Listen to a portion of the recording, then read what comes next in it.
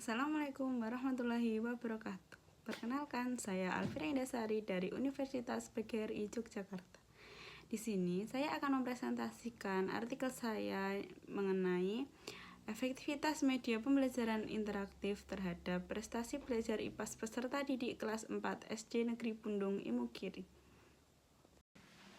Latar belakang penulisan ini karena masih ada guru yang menyampaikan materi secara full dengan metode ceramah dan media yang digunakan kurang menarik sehingga fokus siswa saat pembelajaran susah. Menurut Dewey, dalam buku Landasan Pendidikan menyatakan bahwa kegiatan pendidikan pada hakikatnya adalah proses pengalaman. Tetapi, pengalaman ini harus mengarahkan peserta didik kepada pertumbuhan batin, sehingga dengan pertumbuhan batin ini mereka dapat eksis di tengah-tengah lingkungannya, dengan berbagai tantangan dan permasalahan yang dihadapi tanpa harus selalu tergantung pada orang lain. Kualitas pendidikan sangat berpengaruh dengan hasil belajar peserta didik dari materi pembelajaran yang disampaikan, di mana peserta didik merupakan titik pusat dari keberhasilan proses pembelajaran.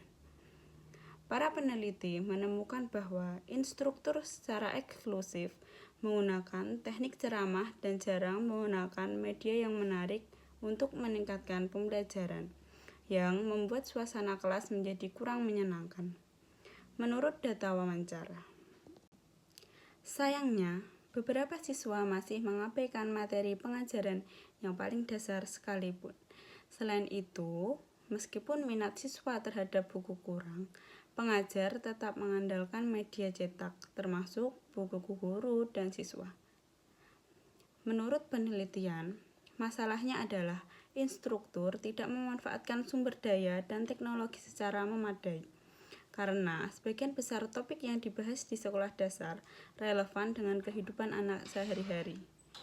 Media pembelajaran sangat penting untuk membantu siswa mengembangkan keterampilan berpikir kritis saat mereka belajar. Ada yang istimewa dari cara belajar siswa pada sekolah dasar. Peneliti menggunakan strategi kuantitatif dalam penelitian ini karena data yang dikumpulkan akan menunjukkan perbandingan antara besaran numerik.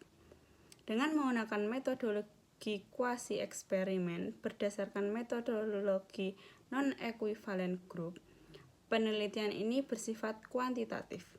Populasi penelitian ini berjumlah 33 siswa kelas 4 SD Negeri Bundung Imogiri, Bantul. Data yang dikumpulkan dari alat tes yang dibangun secara teoritis diuji menggunakan rumus uji T. Data penelitian dianalisis menggunakan uji normalitas dan homogenitas, validitas dan reliabilitas, serta uji independent sample t-test. Uji instrumen. Pada uji reliabilitas dengan bantuan SPSS 20, diperoleh hasil pada pretest diperoleh nilai sebesar 0,991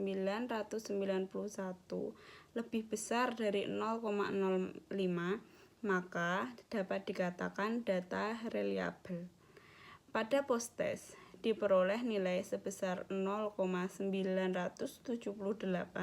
lebih besar dari 0,05, maka data dikatakan reliable.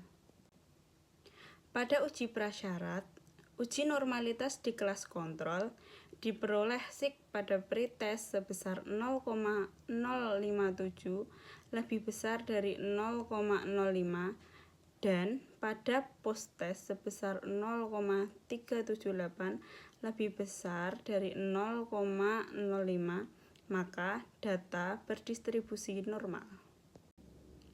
Pada uji normalitas di kelas eksperimen, diperoleh SIK pada pretest sebesar 0,127 lebih besar dari 0,05 dan pada post-test sebesar 0,385 lebih besar dari 0,05, maka data berdistribusi normal.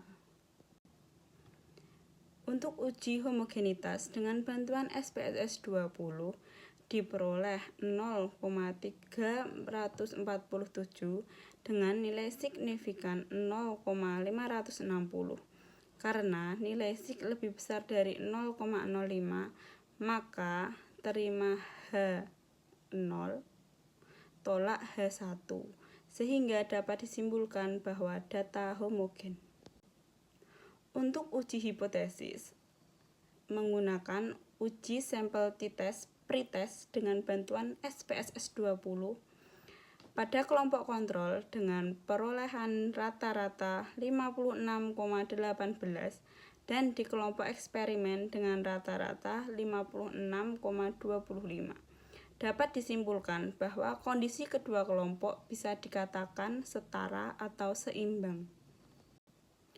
Untuk uji hipotesis menggunakan sampel t-test post-test dengan bantuan SPSS 20, diperoleh rata-rata nilai post-test dapat dilihat perbedaan antara kelompok kontrol yaitu 57,06, sedangkan di kelompok eksperimen 82,81. Dari hasil tersebut dapat dilihat rata-rata nilai kelompok eksperimen lebih baik dari rata-rata nilai di kelas kontrol. Maka media interaktif dapat dikatakan efektif.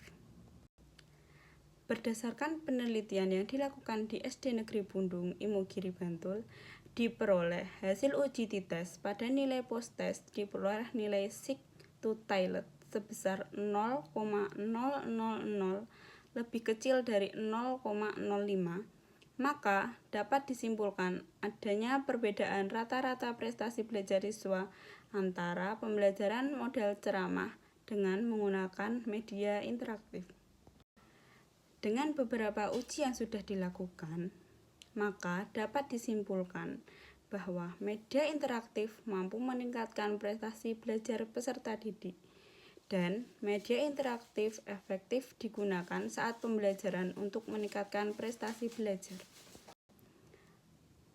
Maka dari itu, kesimpulan dari pembahasan artikel ini yaitu berdasarkan hasil penelitian yang dilakukan di SD Negeri Bundung Imogiri di kelas 4, diperoleh kesimpulan bahwa media pembelajaran interaktif terbukti efektif digunakan untuk meningkatkan prestasi belajar peserta didik. Hal tersebut dapat dilihat dari hasil uji independen sampel t-test dengan nilai signifikan 0,000 lebih kecil dari 0,05, sehingga HO ditolak, HI diterima, menunjukkan adanya perbedaan yang signifikan antara hasil post-test di kelompok eksperimen dan kelompok kontrol. Itu saja yang bisa saya sampaikan dari artikel ini. Saya ucapkan terima kasih dan mohon maaf bila ada kesalahan dalam penyampaiannya. Saya akhiri. Wassalamualaikum warahmatullahi wabarakatuh.